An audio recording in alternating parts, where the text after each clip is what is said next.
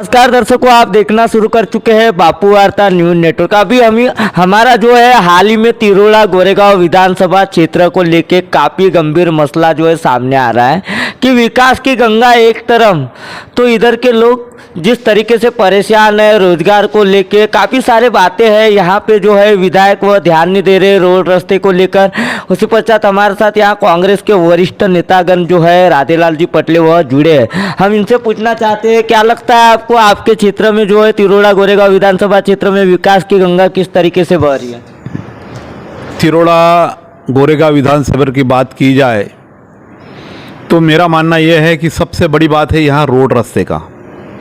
Road रास्ते की इतनी हालत ख़राब है जिसको कोई हद नहीं।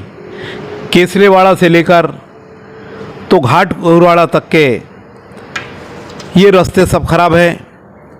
मांडवी वाला रास्ता खराब है, भूमोड़ी वाला रास्ता खराब है। भूमोड़ी से यदि मुंडीकोटा जाना है तो वो भी रास्ता बिल्कुल ख़राब है। मनोरा से केसरेवाड़ा रास्ता है, ये भी ख़राब है। वैसे देखा जाए तो केसरेवाड़ा से लेके तो येड़मा कोट का जो रास्ता है ये भी बहुत ख़राब है। यहाँ जाने लायक स्थिति है ही नहीं है। तो मेरा ऐसा ख्यालात है विधायक महोदय को कि भाई 10 साल उनको हो गए हैं, तो 10 साल के परिस्थिति में ये जो रोड रास्ते हैं, लोगों की ये भौतिक जो सुविधा है, ये सुविधा यदि अच्छी नहीं होती तो वास्तव में देखा जाए तो आमदार महोदय ने इनके तरफ ध्यान देना चाहिए और ये रोड रास्ते अच्छे करना चाहिए। ऐसा मैं आमदार महोदय को ये चैनल के माध्यम से कहना चाहता हूँ और विनती भी करना चाहता हूँ। मैं कांग्रेस का बड़ा नेता होने के बाद भी उनको बताना चाहता हूँ कि यदि ये रोड रास्ते हैं तो रोड रास्ते यदि ठीक नहीं रहेंगे तो देखा जाए तो यहाँ की जो पब्लिक है आना जाना पड़ता है, चाहे साइकिल वाला गिरता है, मोटरसाइकिल वाला गिरता है। और बैलमंडी इसीलिए नहीं जा सकती क्योंकि बैलमंडी तो अभी आजकल कम है, लेकिन 4 व्हीलर जो है ये बड़े बड़े जो गाले गिरे हैं रोड के ऊपर, उसी वजह से 4 व्हीलर भी जाने में काफ़ी तकलीफ है। इसीलिए बहुत चिल्लाट है लोगों में कि भाई आमदार महोदय की इस विधानसभा क्षेत्र की तरफ ध्यान देना चाहिए, ऐसा मैं कहना चाहता हूं। मैं एक बात आपसे पूछना चाहता हूँ, जिस तरीके से अभी भारतीय जनता पार्टी की ओर से जागर यात्रा निकाली गई थी ओबीसी को लेकर, लेकिन एक सवाल ऐसा मन में आ रहा है, जनता के जरिए जनता के कमेंट्स आ रहे थे हमें कि सेंट्रल में महाराष्ट्र में सरकार उन्होंने की है और एक और देखा जाए तो जागर यात्रा ओबीसी के लिए निकाली जा रही, कहीं ना कहीं गुमराह करके भ्रमित करने का काम किया गया। ये पब्लिक को भ्रमित कर रहे हैं कि जब कांग्रेस ओबीसी की यात्रा निकालती है, अभी गोंदिया के अंदर और पूरे महाराष्ट्र के अंदर ओबीसी के लिए सभी ठिकाने धरने आंदोलन चालू रहे। उस धरने आंदोलन में मैं भी बैठा कलेक्टर ऑफिस के सामने।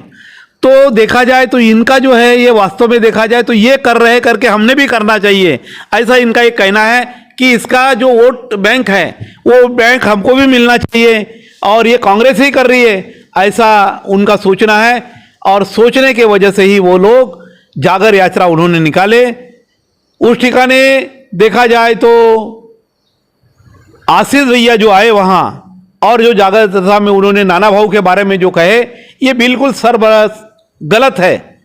मैं ऐसा मानूंगा कि जागर यात्रा में एक उनका ऐसा है मोटो की जागर यात्रा में काफ़ी लोग कम थे, वहाँ की कुर्सियाँ खाली थी, ये हमने देखे हैं। जो माइप के अंदर दिखाया गया है, जो मीडिया के अंदर द्वारा दिखाया गया, हम स्वयं तो नहीं आए, लेकिन जो वहाँ कुर्सियाँ खाली थी उस पर से अंदाज लगाया गया कि ओबीसी में भी उनको काफ़ी लोग समझ चुके हैं। यहाँ के विधानसभा तिरोड़ा के नहीं, तिरोड़ा के नहीं, तो बाकी अन्य गोंदिया के भी लोग देख चुके हैं कि भाई ये जागर यात्रा में कोई भी तथ्य नहीं है, इससे कोई फायदा होने वाला। क्या लगता है आपको, जनगणना यदि होती है तो कहीं ना कहीं जो है आने वाले इलेक्शन में हलचल मच सकती है? बिल्कुल सही बात है कि जनगणना यदि होती है ओबीसी की तो यहाँ च नहीं, गोंदिया गोरेगांव विधानसभा में च नहीं तो पूरे महाराष्ट्र में और देश के अंदर जो है ये परिस्थिति बदलने वाली है। और यदि हमारी सरकार यदि आती है तो आपको बताता हूँ, राहुल जी ने कहे हैं कि हम ओबीसी की जनगणना, हमारी सरकार आती है तो पहले हम ओबीसी की जनगणना करेंगे सब काम छोड़ के, और ओबीसी वालों को हम फायदा दिलाएंगे, चाहे आदिवासी का मुद्दा हो या एसटी/एनटी का मुद्दा हो, ये सब को हम लेकर चलेंगे, ऐसा उनका कहना है। और इतना ज नहीं तो बाकी जो लोग अन्य लोग हैं उनको भी हम साथ में लेके काम करेंगे, ऐसा हमारे ऊपर के जो वरिष्ठ कांग्रेसी नेता है, इन लोग चाहे हमारे देश के जो कांग्रेस के लीडर हैं मल्लिकार्जुन खड़गे जी, आदरणीय सोनिया जी गांधी जी, राहुल गांधी जी, और महाराष्ट्र के जो नेता है ये नाना भाऊ जी, ये सब मिलकर साथ में काम करेंगे। चाहे अशोक चव्हाण जी रहे, पृथ्वीराज चौहान जी रहे, या बाड़ा साहेब थोराट जी रहे, ये सब लोग मिलकर, और आदरणीय विपक्ष के जो नेता वडेट्टीवार जी हैं, ये सब नेता साथ मिलकर कांग्रेस को एक परचम महाराष्ट्र में फहराएंगे, ऐसा उनका सबका अनुमान है। मैं आपकी बात को रोकना चाहता हूँ, एक बात आपसे पूछना चाह रहा हूँ। जनता के लिए एक ऐसा मैसेज, आप जनता ने जो हमें एक मैसेज दिए थे कि आए दिन कांग्रेस की सरकार 70 साल राज कर चुकी है, एक और 70 साल के विकास की बात होती है तो दूसरी ओर 9 वर्ष की बात होती है विकास की। क्या लगता है आपको 70 साल में जो विकास नहीं हो पाया वो 10 साल में विकास हो गया? ये सिर्फ कहने की बात है कि 70 साल में कोई विकास नहीं हुआ कहते हैं, ये सब 9 साल में। आप ये बताइए कि 9 साल में क्या हो जाएगा? जो 70 साल में कितना काम किए ये उसकी यादी है पूरी, और वो यादी सबको मालूम है। उसको यादी मैं गिनाना चाहूंगा तो आप कहोगे कि रात में हो जाए तो भी वो यादी पूरी नहीं होगी, इतना काम ये कांग्रेस सरकार ने की है। फिर ये कैसे क्या बोलते हैं कि 70 साल 70 साल 70 साल और आए दिन हमारे 10 साल? इनका वजह यह है, ये झूठ बोलते हैं, वादे करते हैं, लेकिन देखा जाए तो इनके वादे में कोई दम रहता नहीं। आपने जिस तरीके से वादे की बात की है तो मैं आपसे एक माननीय देश के पंतप्रधान नरेंद्र जी मोदी, इन्होंने 2 करोड़ बेरोजगार युवाओं को नौकरी देंगे ऐसी 2013 या जहाँ तक कि 2014 के इलेक्शन टाइम घोषणा की थी। आज भी हमें वो, अब हालांकि 1 करोड़ लोग लगे या 50,000 लगे या 5,000 लोग लगे ये तो पता नहीं, लेकिन आपको लगता है क्या कि 2 करोड़ बेरोजगार युवाओं को नौकरी दे पाए?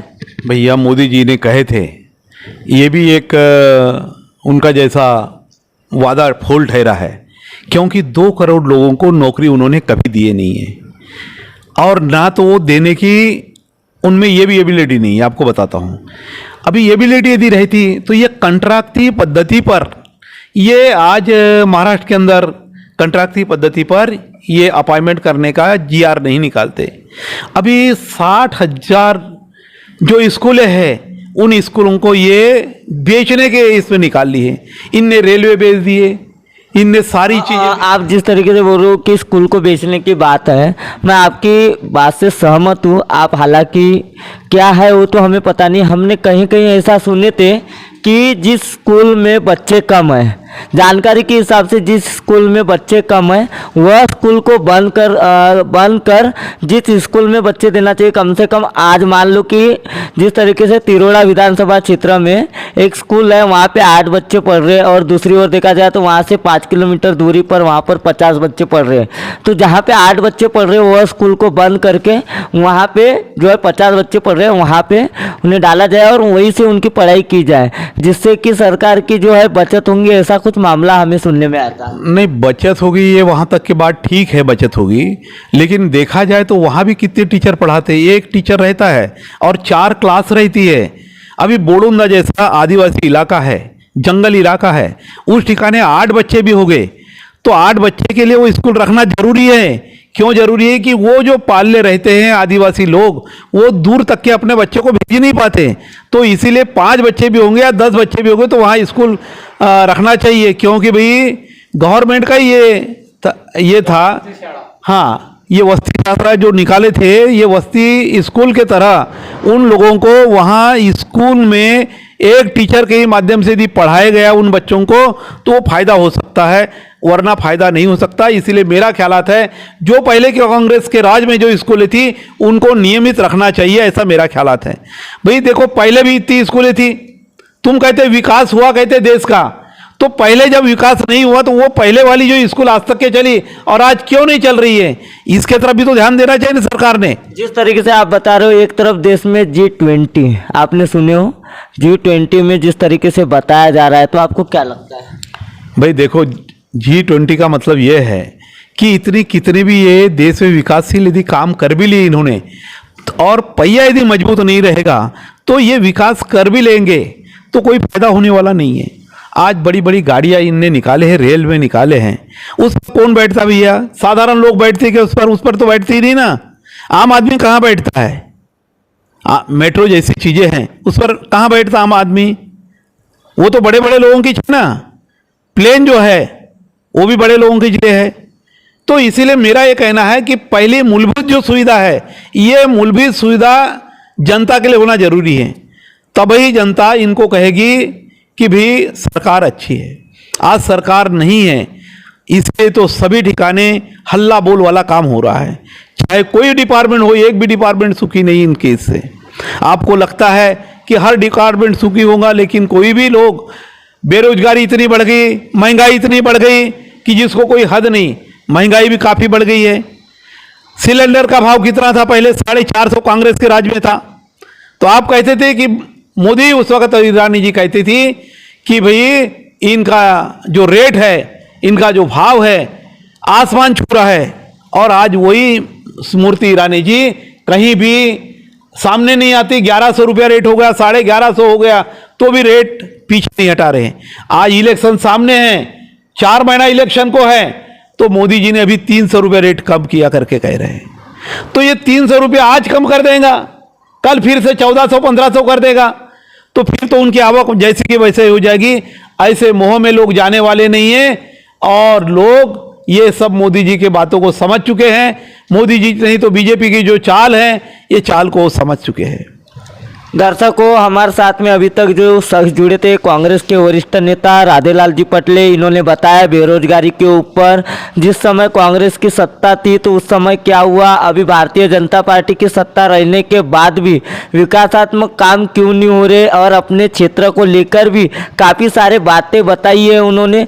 तो अब दर्शकों, क्या सुधार होता है जनता में आने वाले इलेक्शन में? अब जनता किसे चुनकर देती है, ये सबसे बड़ा सवाल लगा हुआ रहेगा। अब हालांकि खैर हमने इलेक्शन तो अभी तक देखे नहीं है, आने वाले दिनों में इलेक्शन भी बहुत जल्दी लगेंगे, उस समय पता चलेगा कि क्या होता है और जनता किसे चुनती है। लेकिन अगर विकास चाहती है तो जिस तरीके से पटले जी ने बताया है कि एक बार विश्वास कर, जो 70 साल में हमने जिस तरीके से किए उस तरीके से फिर से इतिहास दोहराएंगे, ऐसी भी बातें समझ में आ रही है, जो कि 10 साल में विकास नहीं हुए ऐसा माना जा रहा है। तो ऐसी ही खबर देखने के लिए बापू वार्ता न्यूज़ नेटवर्क को सब्सक्राइब कीजिए, बेल आइकन पर प्रेस कीजिए। गोंदिया से देवेंद्र दमाए।